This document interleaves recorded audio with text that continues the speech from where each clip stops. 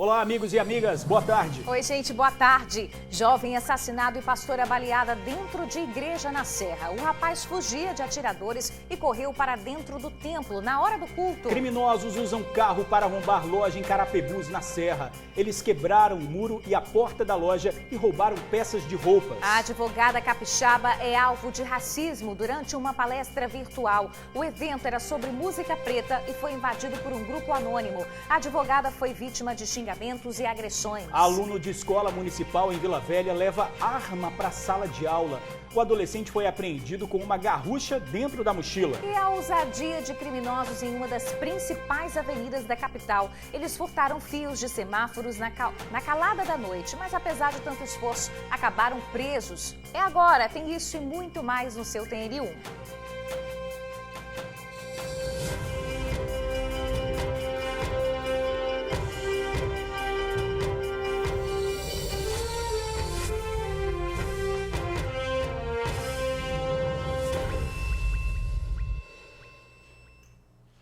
Meio-dia, 1 minuto, TN1 está começando agora. E, gente, um jovem de 24 anos foi assassinado e uma pastora baleada. Isso tudo aconteceu durante um culto lá no bairro Jardim Carapina, na Serra. O alvo dos disparos era o rapaz que fugia dos atiradores e correu para dentro da igreja. Houve pânico e correria.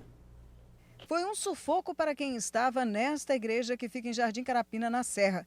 De acordo com testemunhas, o culto de terça-feira à noite esteve lotado. E mesmo no fim, muitas pessoas ainda ficaram conversando. Tinha umas pessoas do lado de fora e umas dentro, elas estavam orando por algumas pessoas. Porque a gente sempre faz uma cantina, alguma coisa para o pessoal comer depois do culto. Aí começou, a gente ouviu uns disparos, aí entrou todo mundo correndo para dentro da igreja. Era pouco antes das 10h30 da noite, quando tiros foram ouvidos na rua. E o alvo deles, Felipe Leite Gonçalves, de 24 anos, entrou correndo para dentro da igreja. Buscava um jeito de fugir do assassino que o perseguia pelas ruas do bairro. De acordo com as informações colhidas aqui no local, o assassino veio de lá, correndo atrás da vítima e disparando. A vítima já estava ferida. Como viu a movimentação aqui na frente da igreja e ela aberta, tentou se esconder aqui dentro. As pessoas que estavam aqui do lado de fora, em pânico, também tentaram se proteger, entrando na igreja. O assassino nem se preocupou, entrou também. Foi direto para onde estava o alvo, escondido dentro do banheiro, para onde também correu a pastora aqui da igreja. Felipe se agarrou a ela, usando a mulher como escudo humano, pedindo até ajuda para ela para não morrer. O assassino não se comoveu. Entrou, mesmo vendo aquela cena, disparou diversas vezes contra Felipe. Foi morto com mais de 15 perfurações e um dos disparos acabaram atingindo a pastora na perna. Essa manicure de 33 anos estava na hora. Conta que a pastora de 44 anos foi atingida por 2 tiros na coxa e que o crime aconteceu na frente de pelo menos 6 pessoas, todas escondidas dentro do banheiro. Testemunhas também do pedido desesperado da vítima. Desespero, né? Ela fala que até agora ela escuta a voz dele pedindo ajuda. Ela só falou, gente, eu fui atingida. Aí a gente tentou tirar ela, né, por cima e levamos direto para o hospital. Felipe correu mais de 500 metros tentando escapar. Ele sofreu a tentativa aqui na rua Piúma, onde teria deixado a moto em que estava. Então logo estacionou, já foi perseguido pelo encapuzado, que desceu de um carro estacionado na mesma rua, mas em um local mais escuro. Pego de surpresa, teve que tentar escapar a pé. Pelo caminho, muitas cápsulas marcavam o trajeto da perseguição. Conhecido pelo apelido de Batata, ele teria envolvimento com o tráfico e foi morto com mais de 15 perfurações pelo corpo. E, de acordo com a membro da igreja, ele até frequentou o local algumas vezes. O culto, visitava e ia embora. Não conhecia história, nada dele. Era um visitante normal, frequentador normal. Agora você vê, né? Que perigo, tiro assim no meio da rua, foi acabar dentro da igreja. A Suzy Faria já está aqui com a gente, acompanhou essa história de perto hoje cedo. Ô Suzy, uma pessoa inocente aí baleada, né, minha amiga? Boa tarde para você. Boa tarde, Bruna, George e amigos do TN. Realmente, essa pastora de 44 anos de idade nada tinha a ver. Estava, inclusive, na hora de que tudo aconteceu, orando por algumas pessoas dentro do templo, quando o Felipe tentou se proteger. Achou o primeiro lugar aberto, entrou ali acreditando que estaria salvo, mas não foi o que aconteceu. Mesmo com 11 pessoas dentro daquele local, o assassino entrou sem apresentar nervosismo, foi direto aonde Felipe estava e atirou, apesar dos apelos que ele tinha feito ali à pastora e às pessoas que estavam ao redor.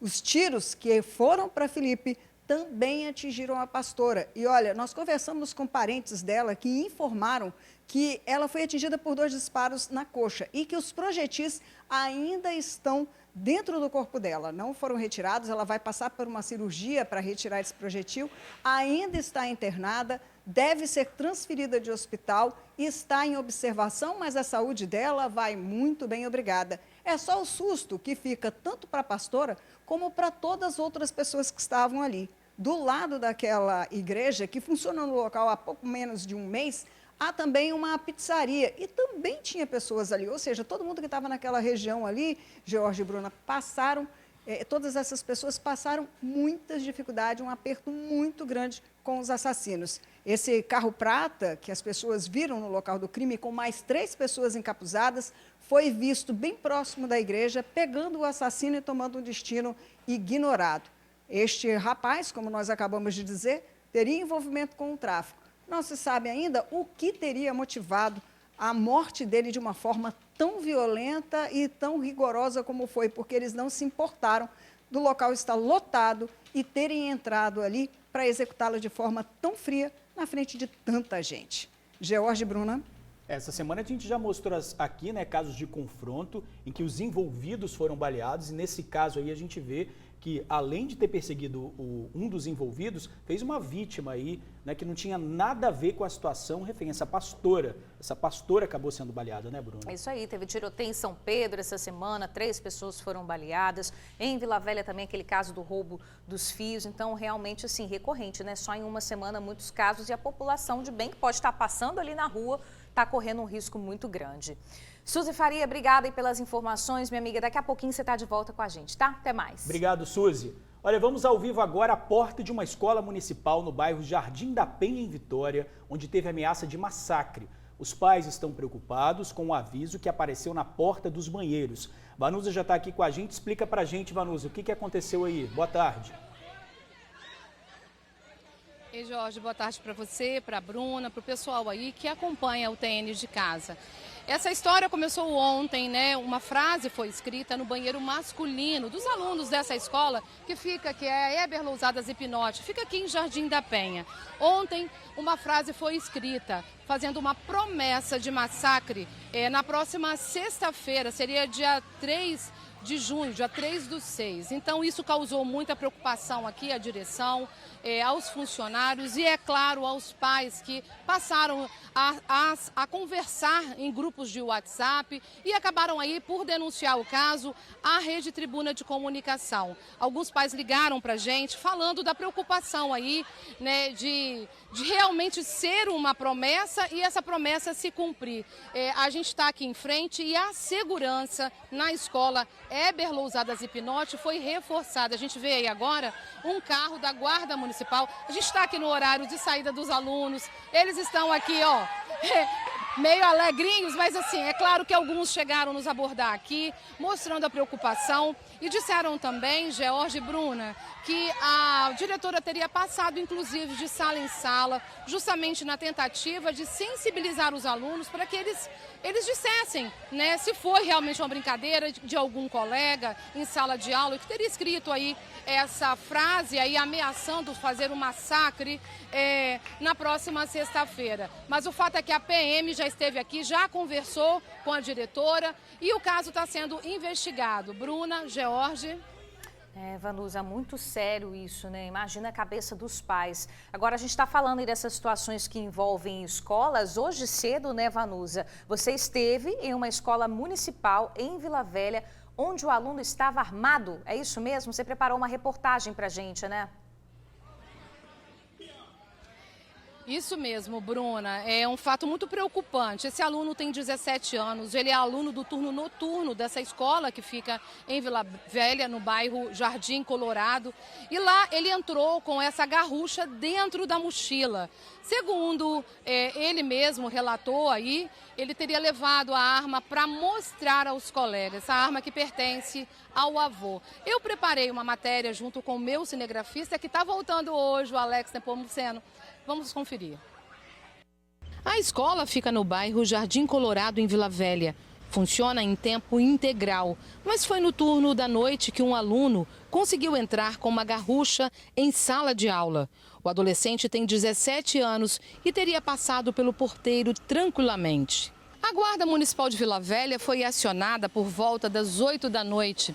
A coordenadora da escola havia recebido uma denúncia de que um dos alunos do EJA, que é o projeto de ensino de jovens e adultos, estaria armado dentro de sala. Assim que os agentes chegaram ao local, o adolescente foi levado para a coordenação. Lá, ele acabou confessando que, de fato, havia entrado armado dentro da escola. A garrucha estava sem munição.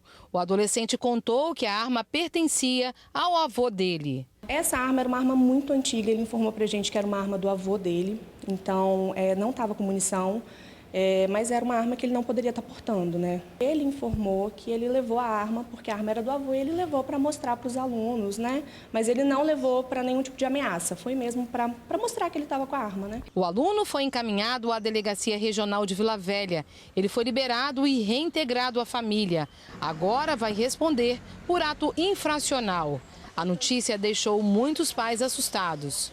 Aí você vê o que está acontecendo no país. Igual nos Estados Unidos agora há pouco tempo, aquele bastante morte, né? Lá que o rapaz lá com aquela arma.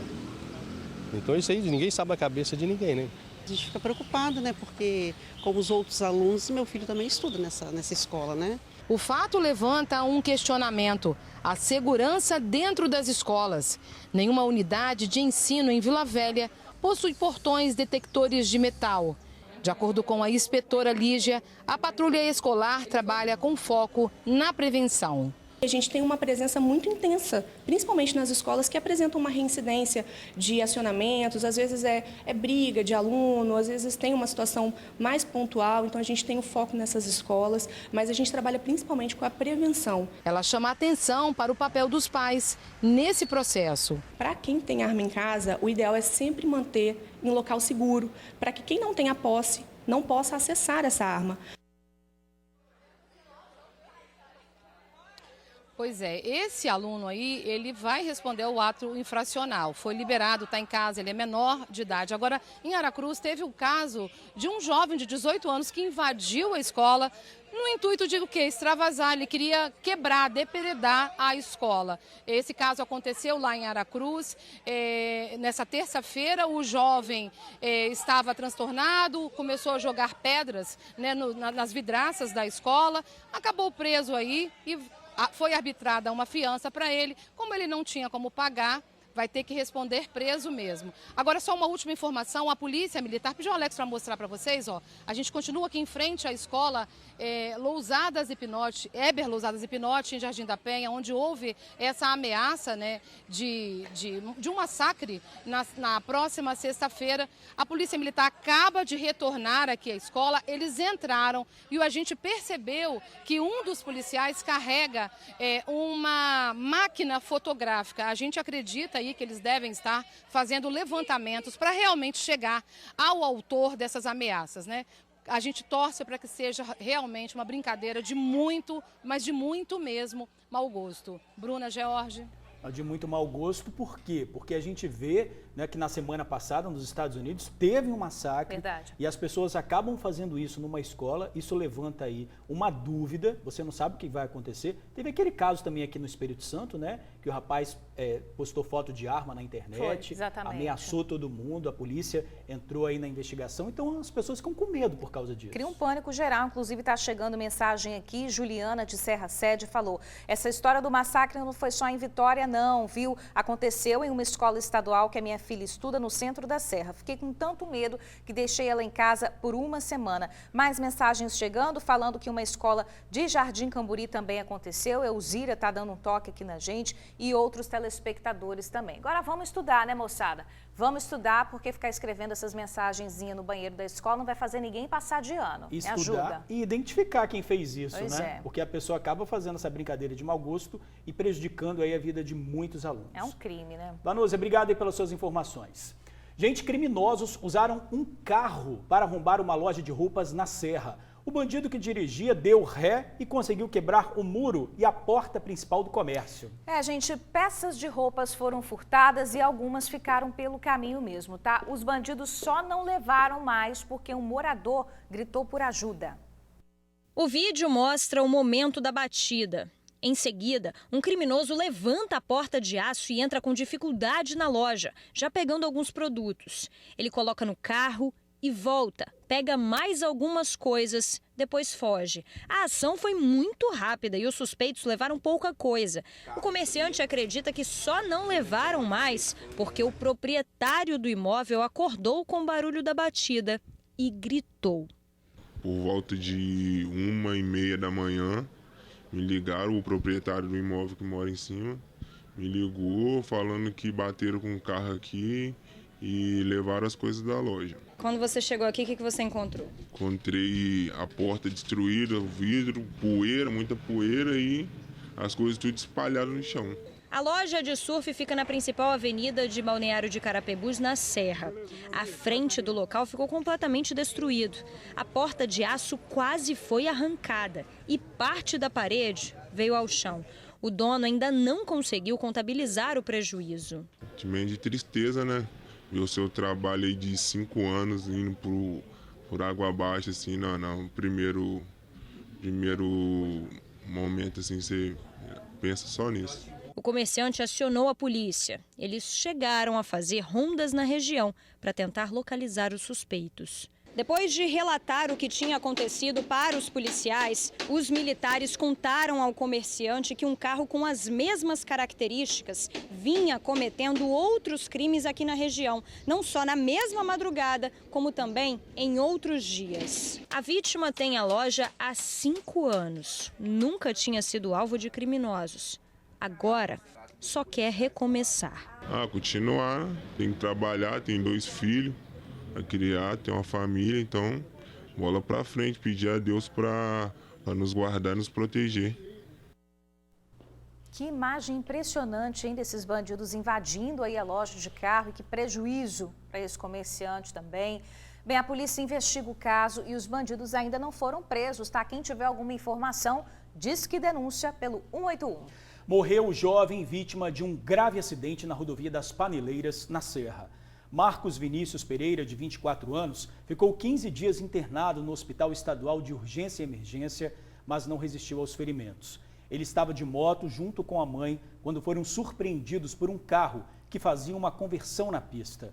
Com o impacto da batida, Marcos Vinícius ficou pendurado à porta do carro, enquanto a mãe dele ficou caída no chão. A mãe de Marcos já recebeu alta do hospital. A família agora quer que o motorista envolvido na batida seja responsabilizado. Gente, 12:18, olha só esse assunto. A advogada capixaba Faida Belo foi alvo de racismo durante uma palestra virtual. O seminário online era sobre música negra e é realizado pelo sambista Tunico da Vila, filho de Martinho da Vila. Pois é, Bruna, a advogada era uma das palestrantes e foi alvo de xingamentos, de agressões e de racismo. Um grupo anônimo entrou na live e interrompeu o evento. Vamos ouvir. Hashtag Matem Negros. Esses são muito macacos, mano. Que absurdo, gente. Olha só. Logo depois da live, a Faida gravou um vídeo nas redes sociais. Roda aí, por gentileza. Isso é uma parte da violência e do racismo que eu sofri enquanto eu ministrava uma palestra em um evento para músicos negros. Eu fui atacada, eu fui violentada, eu fui objetificada enquanto mulher preta. Eu fui discriminada enquanto pessoa preta. Me compararam a um macaco, me ofereceram uma banana. Se doeu? Claro que doeu. Mas, para além disso, isso é crime. Até quando vão achar que isso é pouca coisa? Até quando não vão punir essa violência contra nós? Protocolei hoje a notícia crime na delegacia. Espero que esses criminosos sejam encontrados, processados e punidos. Que a gente não aguenta mais ver a nossa dor ser minimizada. Racismo é crime e lugar de racista é na cadeia. Olha, a Faida gravou esse vídeo, Bruna, logo depois do caso. Mas hoje cedo eu conversei com ela. A advogada já entrou, como ela disse, com uma notícia crime e espera que os responsáveis por esse ato criminoso sejam punidos. Vamos ouvir. Era um curso para músicos negros. Então, ou seja, eles escolheram um ambiente onde haveria apenas negros. Tá certo? E no momento que eu tento dar início à minha fala, eu começo a sofrer ataques racistas e misóginos. A senhora achou em algum momento que essas falas eram de pessoas que estavam participando do evento? Não.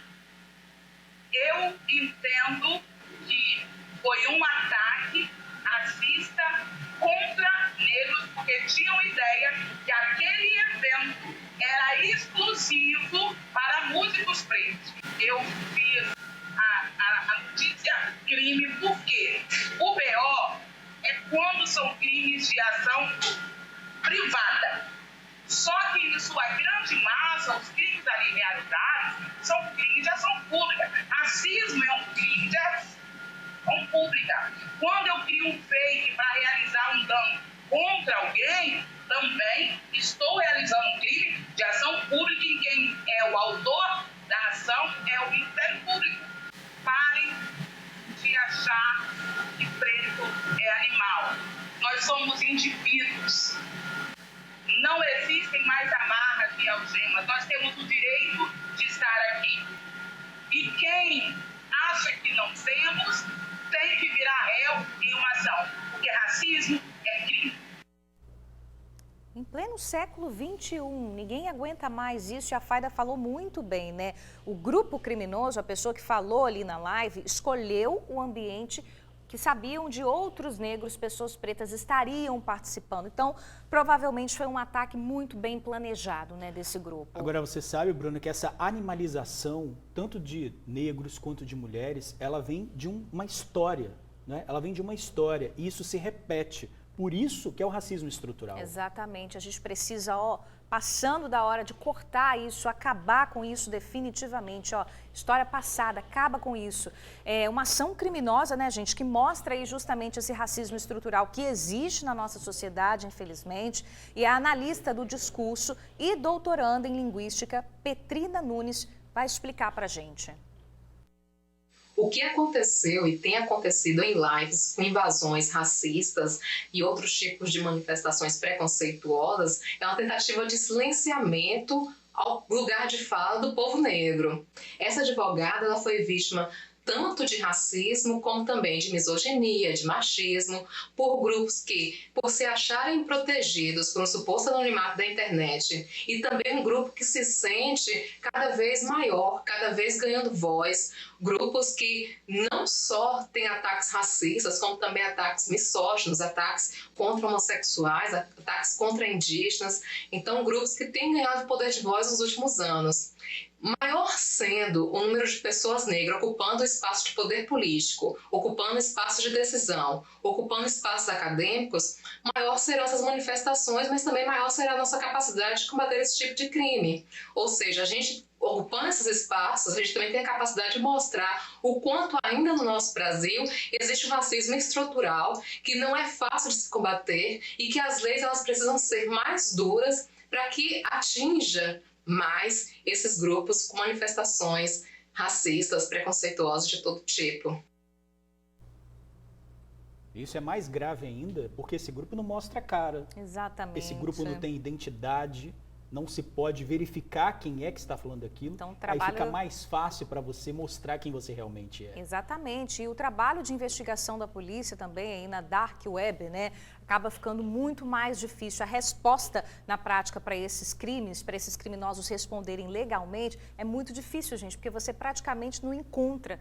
Quando encontra, demora muito tempo para encontrar quem realmente estava por trás ali daquele ataque. Mas o Eduardo Pinheiro, que é nosso especialista em segurança digital, ele alerta que toda ação na internet deixa pegadas que podem ser rastreadas. Vamos ver.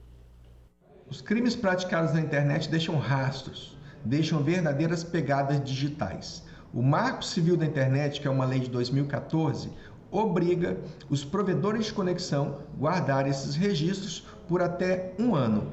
E são esses registros que a polícia, durante uma investigação, irá utilizar para rastrear e identificar o dispositivo que foi utilizado para a prática criminal e, consequentemente, identificar o autor. Aí, então, o recado do especialista em segurança. Tem como pegar, sim. Olha só, o governador Renato Casagrande falou sobre esse assunto. Ele escreveu em uma rede social aí prestando toda a solidariedade à advogada Faida Belo e ao evento Negritar pelos covardes ataques racistas sofridos neste fim de semana. Apoiado pela nossa Secretaria de Cultura, o evento trouxe qualificação para dezenas de empreendedores negros. Todas as medidas estão sendo tomadas e Renato Casagrande finaliza lembrando que racismo é crime. É preciso entender, né, Bruna, que os atos racistas, as falas racistas estão ditas, estão escritas. Então, o que está dito no que foi dito e não na minha intenção. Exatamente. Depois que você profere aquilo que você disse, ele vai ter um sentido, né? Não adianta você dizer que você disse uma coisa, claro, que aí ficou claro. Mas geralmente o preconceito que acontece na sociedade, ele vem a partir da não intenção. Eu disse, mas eu não tinha intenção. Ah, não é intenção, é modo de falar, é expressão, é jeito de falar. E por aí a pessoa vai sendo racista, né? É preciso trabalhar, ser solidário, né? Os brancos, as outras raças, as outras etnias têm que ser solidárias à causa. Vários especialistas, vários estudiosos já falam isso. E acabar de vez com o racismo. É difícil, mas a gente tem que tentar. Tem que tentar e tem que conseguir. Vamos continuar acompanhando esse caso, né? As investigações estão aí em curso. Ô, gente, olha só essa notícia. Tem placa, mas não tem ônibus. Já pensou nisso? Você fica ali no ponto, vai esperar até amanhã no ponto. Olha só que absurdo. Você pega um desavisado, né, gente? Mas os moradores de Tucu, em Cariacica, estão revoltados. Luciano Rosetti vai contar essa história pra gente agora lá, a placa. Ó, assim, não tem placa, já mas não tem ônibus, né? Já tá caída a placa. Vamos ver aí na reportagem. Sobe morro, desce morro, sobe morro e haja perna, viu? Não é fácil, não. A gente está aqui em Tucum, Cariacica. E para evitar essa andança toda que você está vendo aí, esse sobe e desce de morro danado que não tem fim, tudo que o pessoal quer por aqui é uma linha de ônibus. Só isso, uma linhazinha apenas. Não é pedir muita coisa, né? Olha só, tô aqui com minhas amigas Marlene, Gorete e Leci. Dona Marlene, como é que é para a senhora subir esse morro? A senhora mora aqui pertinho, né? Como é que é para a senhora subir esse morro lá da pista até aqui? É muita dificuldade me subir daqui até lá, que eu peguei o vírus, né? Então fica com problema nas pernas, né? Então para me descer, quase 20 minutos eu gasto. E de noite é perigoso, né? Para vocês que sobem para cá, que descem para lá? Muito perigoso. Inclusive, quando eu vim mudar para cá, dizendo que passaria o ônibus, e quando eu vim para cá, eu ainda estava me restabelecendo de um AVC. Eu estava de muleta ainda. Aí eu estou na guarda até hoje. Olha só, para subir aqui é complicado. Tem que ter canela boa, né? Eu tô com 73 anos e ainda aguento, né? Mas tem muita gente que é difícil. Porque tem que ter perna boa. Tem que ter perna boa. Porque é o seguinte, foi comprado o apartamento, foi minha filha que comprou. Foi dito para ela que teria linha de ônibus com 15 dias. Dia 3 de abril, faz 2 anos que eu moro aqui. Cadê o ônibus? Esse condomínio que você está vendo aí tem mais de 300 moradores. Pensa então no perigo que é descer até na principal, lá embaixo, na José 7, para pegar o busão. Quem sai de madrugada corre um risco danado por aqui. O pessoal da comunidade fez até um mapa com sugestões de linhas para ônibus. Olha o desenho aí. Isso, já está tudo planejado. Inclusive também, além do mapa, a gente tem um ofício de 2020 e agora protocolamos outro em maio agora de 2022. Eu queria, assim, pedir a Seturb que olhasse com carinho, porque vocês acompanharam a distância que é aqui, a gente tem muitas pessoas idosas, crianças, que pegam ônibus na entrada do bairro Tucum, e agora, além desse condomínio do Vila Esmeralda, tá para inaugurar e entregar a chave do Vila Diamante. Além do Vila Diamante e do Vila Esmeralda, temos 2 empresas grandes aqui também nessa parte. É uma distância muito grande para as pessoas terem que andar até a entrada do bairro para pegar ônibus. Vocês fizeram aqui um abaixo-assinado, né? 360 assinaturas. Tem muita gente preocupada com isso e querendo esse ônibus, né? Isso aí a gente conseguiu pegar assinatura dentro de 2 dias. Se a gente ficasse com ela uma semana, a gente pegaria 600, 700 assinaturas. A placa do ponto de ônibus está ali, eles têm foto, o Ministério Público tem tudo a placa do ponto de ônibus. Rapaz, você falou da placa, né, Paulo? Cara, eu resolvi ir atrás dela. Olha só o que eu achei. Cara, que loucura. Nesse terreno baldio aqui, a placa estava jogada. As senhorinhas trouxeram a gente aqui, ó. Mostra elas de novo ali, Bruna. Elas trouxeram a gente aqui e falou: eu sei onde é que tá essa placa. Ela tá jogada no terreno baldio. E tá aqui, cara, olha só. A placa tá apodrecendo, essa placa nesse terreno baldio aqui. E tá aqui, ó, a placa tá aqui. Só não tem ônibus, né, pra comunidade. Vou deixar ela aqui, não vou mexer com ela não. Porque vai que o pessoal resolve mesmo atender o pedido da comunidade, né? Para ter um ônibus aqui, uma linha, tá 712, 713, não sei. A placa tá aqui. Um passo foi dado, né? Deixa eu só subir aqui, tentar subir.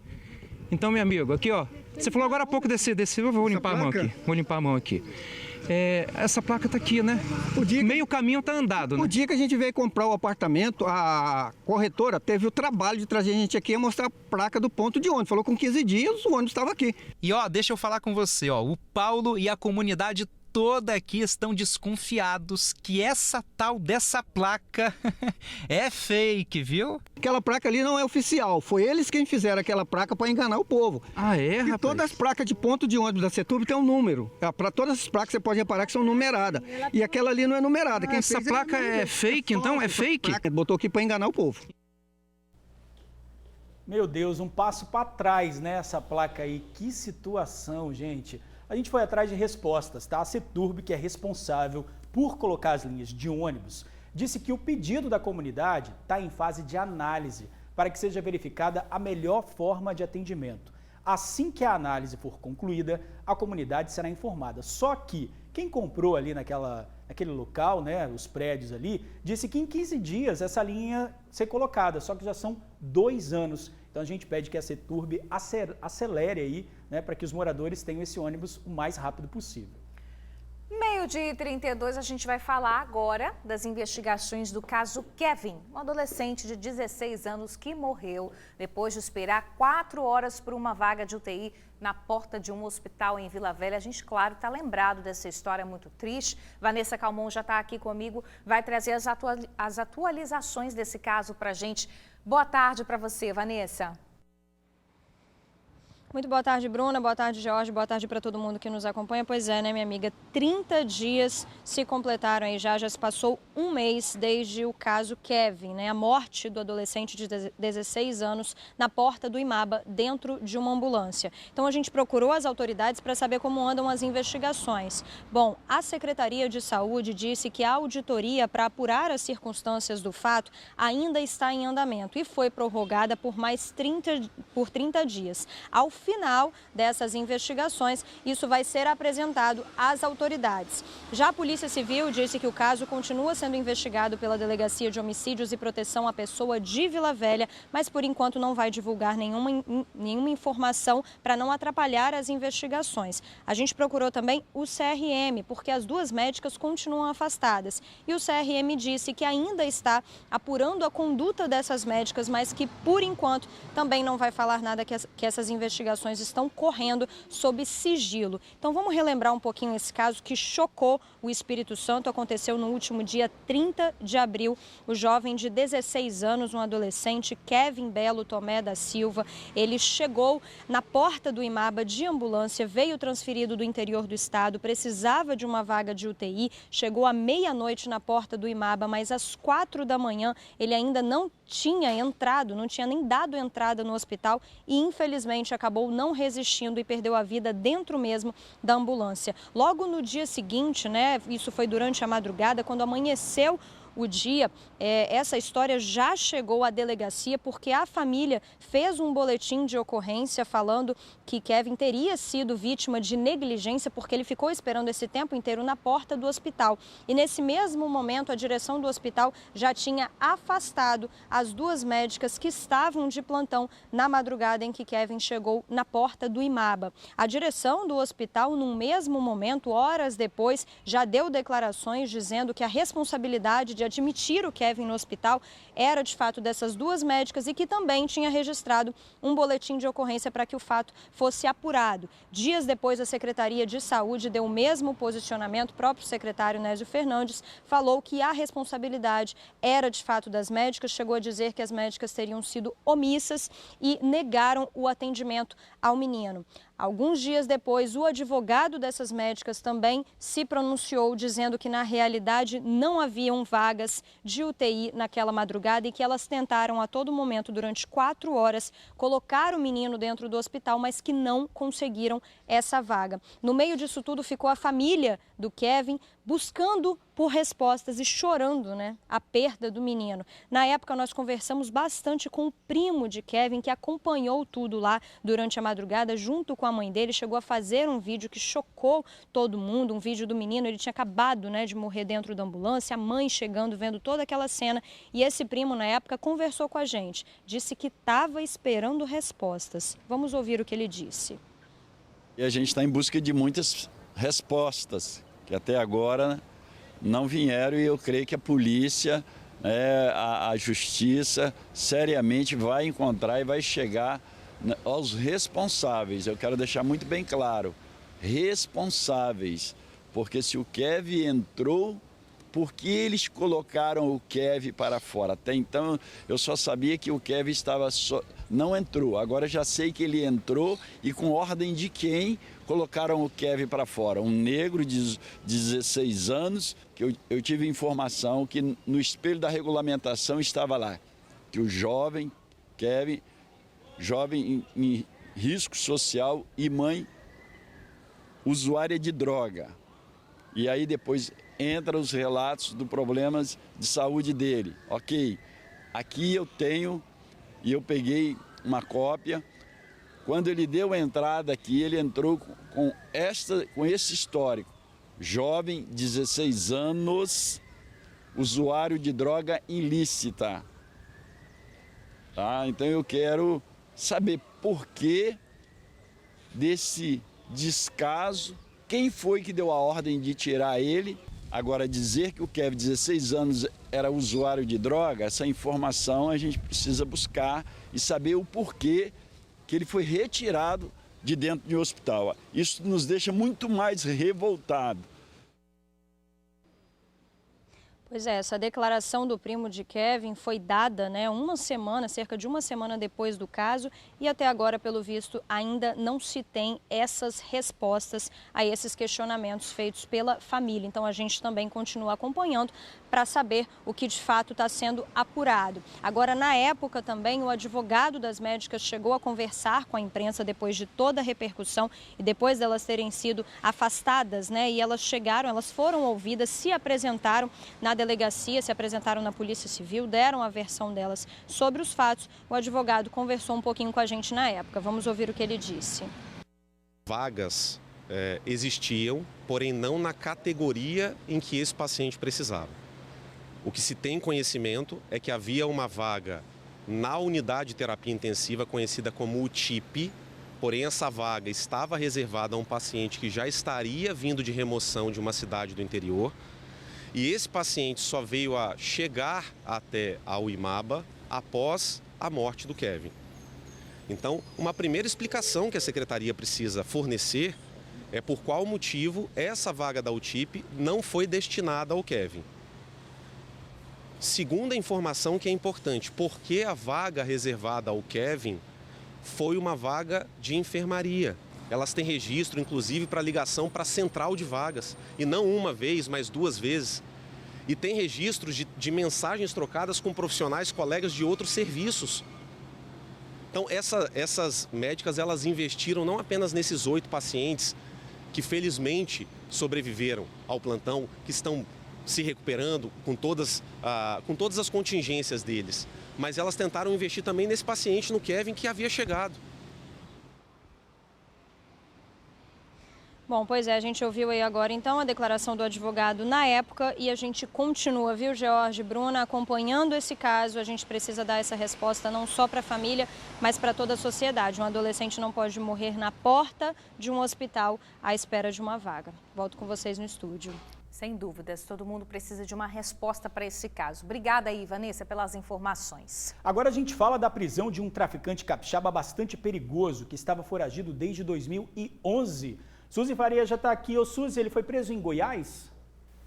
Pois é, George, exatamente. Joanilson Veli Gonçalves, de 45 anos de idade, conhecido como Fantasma e a Lenda do Norte, foi preso numa operação planejada pela Força Tática aqui da Polícia Federal com a Força Tática da Polícia Federal de Goiânia ontem à noite na cidade de Goiânia. Estava vivendo num bairro de classe média alta.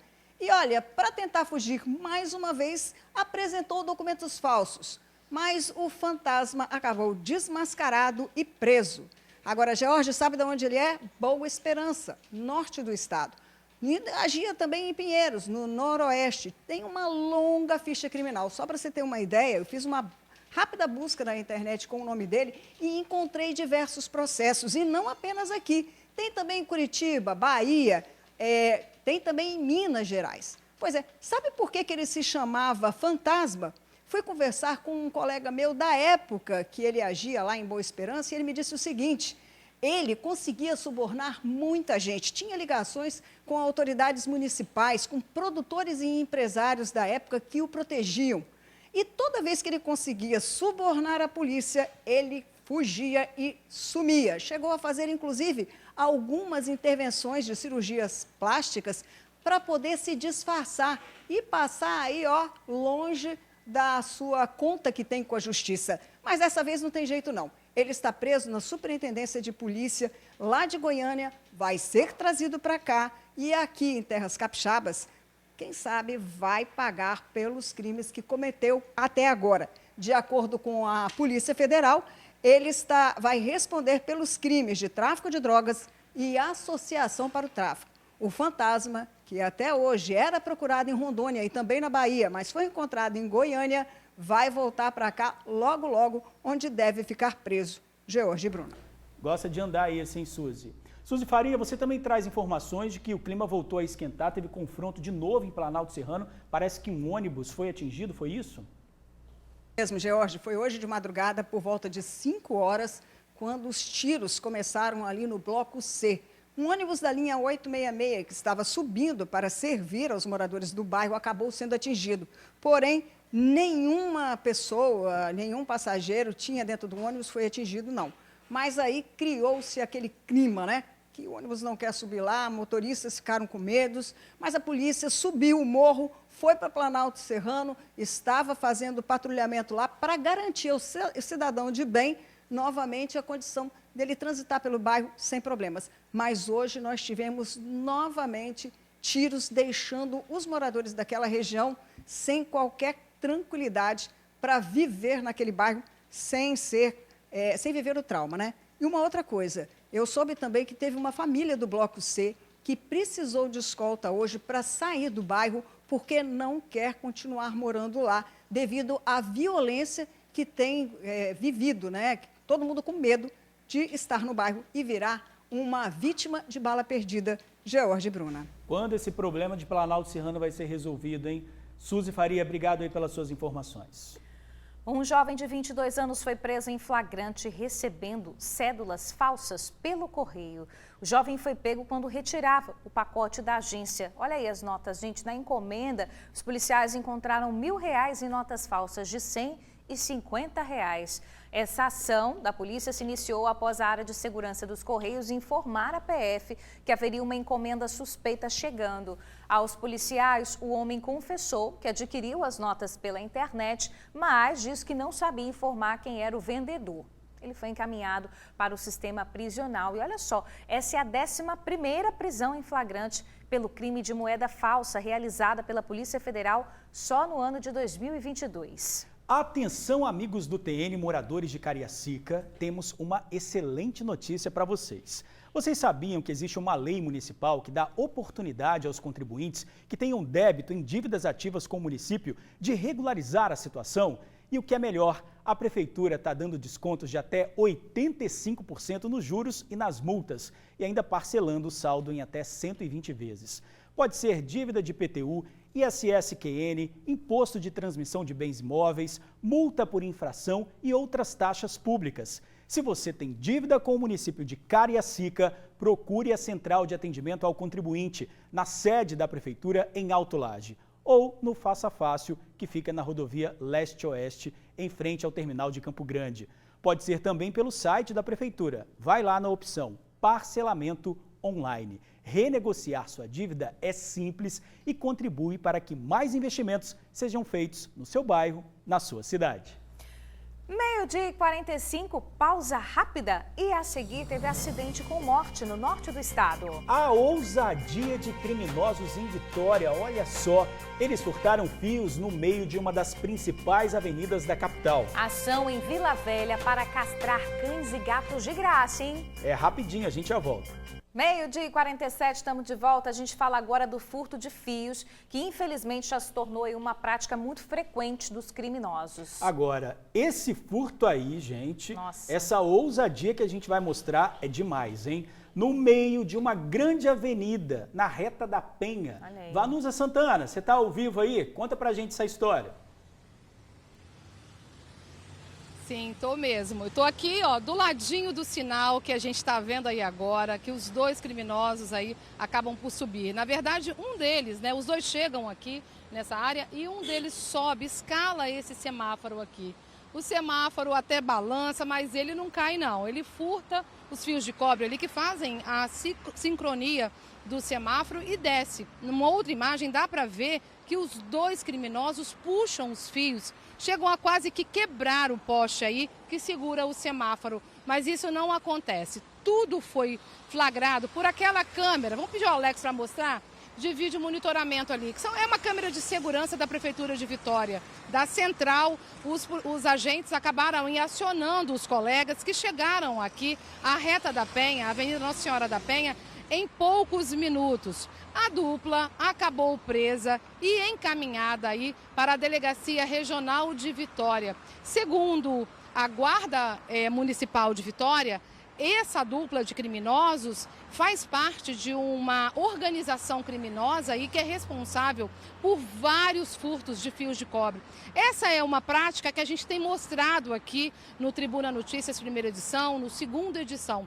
Pessoas aí, até pessoas em situação de rua que estão furtando fios de cobre de postes, energia elétrica, também de cabos de internet, que utilizam esse tipo de material, que aí, infelizmente, no mercado negro acaba sendo comercializado, aí tem demanda, ou seja, a gente é importante falar que quem compra está cometendo crime também, assim como quem subiu, escalou aqui e furtou. Por alguns minutos, esse semáforo que a gente está vendo agora aqui ficou sem funcionar, mas rapidamente os homens vieram, os técnicos vieram e acertaram. E agora tudo está fluindo normalmente aqui, mas fica o prejuízo aí para a Prefeitura de Vitória, justamente aí para poder gastar mais dinheiro, para poder fazer a reposição do que foi levado. Bruna, George. Olha, a gente falou de racismo hoje aqui no jornal e a gente acabou de ouvir a Vanusa falando uma expressão, que é mercado negro. Então, essa expressão, ela remete a uma questão também racial. Verdade. Então, essa expressão não pode ser usada. A expressão que a gente tem que usar é mercado irregular. Mercado irregular. É uma das opções. Então, fica aqui também a nossa forma de pensar, né, Vanusa? Às vezes a gente fala, porque Verdade. A gente reproduz a ideologia que vem da história. Automático. Então, sempre a gente tem que estar atento a isso, tá bom? Vivendo e aprendendo juntos. Vanusa, obrigada aí pelas informações, minha amiga. Gente, uma pessoa morreu e outra ficou ferida em um acidente em Linhares, no norte do estado. O motorista perdeu o controle do carro na estrada de acesso a Pontal do Ipiranga. Ele saiu da pista, capotou e o corpo foi arremessado para fora do veículo. Elias Arreco, de 60 anos, morreu na hora.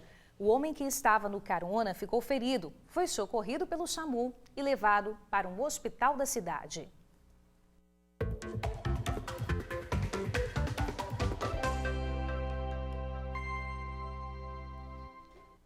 Opa, ó, chegaram 130 oportunidades de estágio com bolsas de até R$2.000. São vagas para nível médio, técnico e superior. Há chances para técnico em administração, edificações, secretariado. Também há vagas para estágio em pedagogia, engenharia mecânica, recursos humanos, logística e muito mais. Acesse superestágios.com.br. Você aí de casa tem um animalzinho, está precisando castrar? Atenção nessa notícia, porque Vila Velha vai castrar quase 5.000 cães e gatos de forma gratuita, 0800. Pois é, Bruno, é um programa de controle animal da Prefeitura que, nesse primeiro momento, protetores de animais e moradores de baixa renda vão ser atendidos. Mas Vanessa Calmon vem ao vivo aqui e traz os detalhes pra gente. É com você, Vanessa. Vamos trazer todas as informações agora, George, Bruno, todo mundo que continua nos acompanhando aí de casa, porque é um assunto muito importante. A gente sempre fala sobre esse aumento, esse crescimento da população, né, de animais de rua. Então, agora a Prefeitura de Vila Velha vai oferecer esse serviço. Vamos falar um pouquinho então aqui com o Celso Cristo, que é o diretor do Bem-Estar Animal. A gente também está com uma médica veterinária aqui da clínica, Maíra Corona, que vai falar um pouquinho depois sobre o procedimento. Então vamos lá, Celso, explica pra gente que serviço é esse, a partir de quando está sendo oferecido, a pessoa já pode procurar a clínica ou procura a prefeitura, como é que faz? Boa tarde. Boa tarde a todos. Esse é um serviço de controle de população de cães e gatos, né? Ele visa não só diminuir a população de animais, mas ele visa também controlar as doenças que podem ser transmitidas pelos animais aos seres humanos. E a população que é munícipe de Vila Velha hoje, pela primeira vez, é inédito isso na história, a gente está oferecendo o serviço da cirurgia de esterilização dos animais, que é conhecida popularmente como castração, né? E essa cirurgia ela vai ser oferecida à população de baixa renda e aos protetores de animais, que são as pessoas que recolhem os animais na rua e, na verdade, trazem para sua tutela, e a gente quer diminuir os gastos deles, porque eles são parceiros do poder público municipal. Isso é nesse primeiro momento, Celso? Em outro momento, outras pessoas também vão poder buscar o serviço? Na verdade, essa é uma política pública da atual gestão do prefeito Arnaldinho Borgo, que vai proceder 4.600 castrações por ano, até que o nosso hospital veterinário ele fique pronto.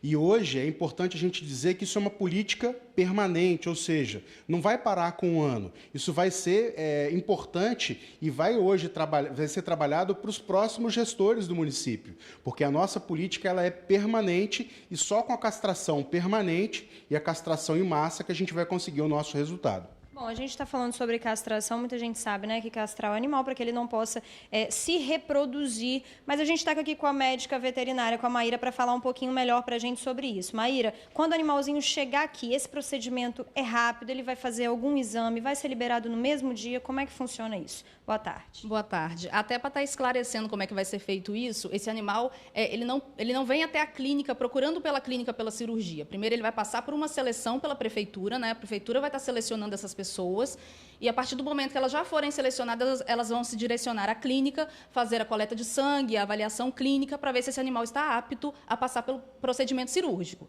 A partir desse momento, foi aprovado, né? Ele passou nos exames, verificou que está tudo certo, ok com a saúde desse animal. Esse animal vai ser direcionado para a cirurgia. A cirurgia ela dura em média de 40 minutos a 50 minutos. Né? Não é uma cirurgia demorada, é uma cirurgia que a gente faz com bastante rotina, faz com muita frequência. Os machos é uma cirurgia um pouco mais rápida, mas as fêmeas também, né? Uns 40 minutos a gente já consegue fazer. E esse animal ele vai ser liberado no mesmo dia. Tá? Ele vem em jejum e, no final do dia, ele recebe a alta dentro dos parâmetros avaliados pelos veterinários da clínica. Tá certo, então, realmente é uma cirurgia muito importante, de certa forma simples, só tem que, de fato, ser feita essa avaliação do animal. Então, só para a gente fechar, para a gente deixar o serviço certinho para o pessoal de casa, Celso, sobre essa questão, são só protetores de animais, então, nesse primeiro momento, e pessoas de baixa renda? Exatamente. Na verdade, a gente está priorizando hoje quem não pode pagar pelo serviço, já que é um serviço que possui um alto custo, né? Mas nós temos 4.600 vagas, nós liberamos agora já 1.500 vagas para cirurgia, vamos fazer a análise do cadastro e, a partir do momento que as inscrições encerrarem no site da Prefeitura, vai estar disponível no guichê 24, na sede, na Avenida Santa Leopoldina, em Coqueiral de Itaparica. Tá certo, então. Se você é protetor de animal, tem vários animaizinhos aí em casa precisando da cirurgia de castração, ou então, se você não tem condições de fazer essa cirurgia, procurar o município de Vila Velha, então, se você é morador do município, para fazer a castração é muito importante. George, Bruna. Tá certo, então, o recado tá dado. Vanessa, obrigada aí pelas informações. Olha só, agora a gente fala de oportunidades que podem transformar. Em Vitória, gente, moradores em situação de rua, acolhidos em abrigos, estão tendo uma chance de se qualificar. A turma atual faz o curso de garçom. São homens e mulheres que lutam por um recomeço e voltar aí ao mercado de trabalho. A aula tem teoria. Você, automático, já fala: ô meu amigo, tudo bem? Boa noite, você já serve ele, já fala, né, aquela cervejinha que você gosta. E tem a hora da prática também, né? Que é a melhor parte. Nessa turma tem 17 alunos prontinhos para o mercado de trabalho. A galera tá aprendendo a ser garçom com categoria e profissionalismo. O professor tá passando todos os segredos da atividade, não tá escondendo absolutamente nada. Na verdade é o básico, né, que eles vão aprender. É equilibrar uma bandeja, é servir, tem um serviço de vinho, serviço de uísque, são diferenciados, e aí eles vão ver o cotidiano, né? Os alunos vivem num abrigo para pessoas em situação de rua em Vitória. E todo mundo aqui está super interessado em aprender.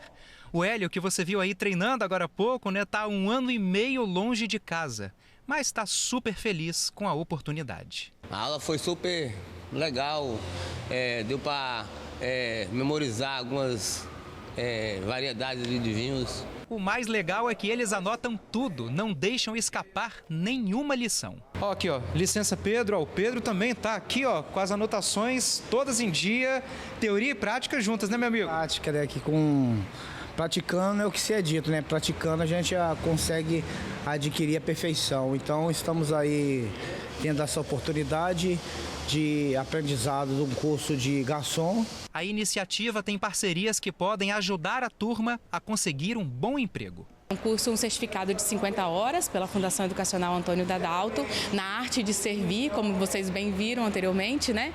Tem toda uma arte para bem servir as pessoas, vão sair daqui com esse certificado e podendo ser inseridos no mercado de trabalho.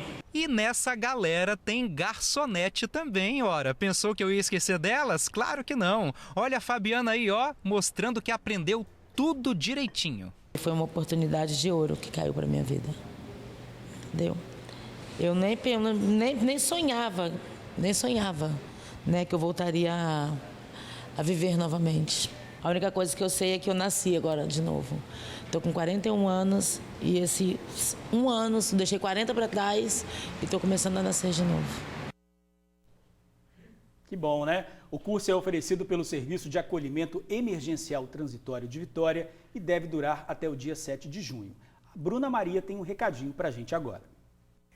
O Sheik mandou e o preço baixou na Casa do Serralheiro. Tem promoções imperdíveis. Confere aqui na tela comigo.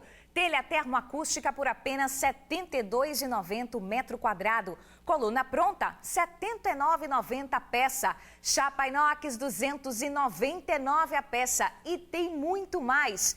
Quer comprar bom e barato? Me escuta! A Casa do Serralheiro é o maior shopping de aço do Brasil, com uma grande variedade de produtos. É só aço de qualidade, hein? Você vai ficar aí parado? Além da entrega mais rápida do estado, o atendimento é VIP. Recebemos o seu projeto e, junto com os nossos especialistas, recomendamos o melhor custo-benefício. Você está esperando o quê? Casa do Serralheiro está na Serra, Campo Grande, Santa Maria de Jetibá, Linhares, São Mateus e agora, olha a novidade, em Vila Velha. Pode ligar, queremos atender você. 3226-8045, 3226-8045. Casa do Serralheiro, a gente se envolve de verdade. E a seguir, ponte escura e perigo a pedestres e ciclistas. Sai daí não que a gente volta rapidinho para conferir essa história. De volta e já vamos logo para a participação dos amigos do TN. A gente vai falar hoje da escuridão na ponte Florentino Avido. Vocês ouviram uma campainha aí, né, gente? A campainha é o dedo nervoso do Leandro. Nosso editor tocou a campainha para chamar a atenção para esse caso seríssimo lá nas 5 Pontes, né? A gente conhece a ponte Florentino Avido como 5 Pontes, tá tudo escuro por lá, né, Jorge? Olha, quem passa, Bruna, pelo local reclama que os bandidos têm aproveitado o breu para atacar ciclistas e pedestres. Aí, TN, tô mandando esse vídeo aí pra vocês, ó. Vai fazer acho que uns 3 meses, eu acho. Essa ponte aqui, ó, Florentino Avido, tá assim, ó, escura desse jeito. Uma vergonha isso. O pessoal da ciclovia aqui, ó, só tem essa luminosidade por causa do porto aqui, onde tem essas luzes de baixo. Mas o pessoal de lá, ó, olha a escuridão.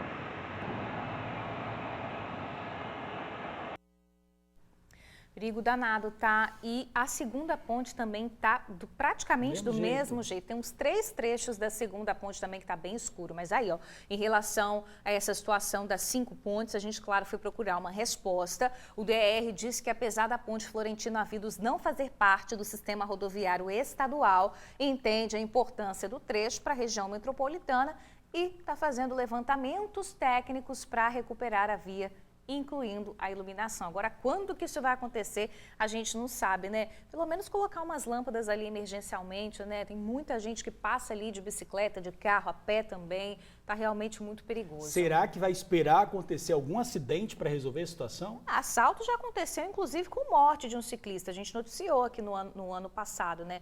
Então, realmente é recorrente, não é a primeira vez que isso acontece. Pedido especial de atenção para 5 pontes.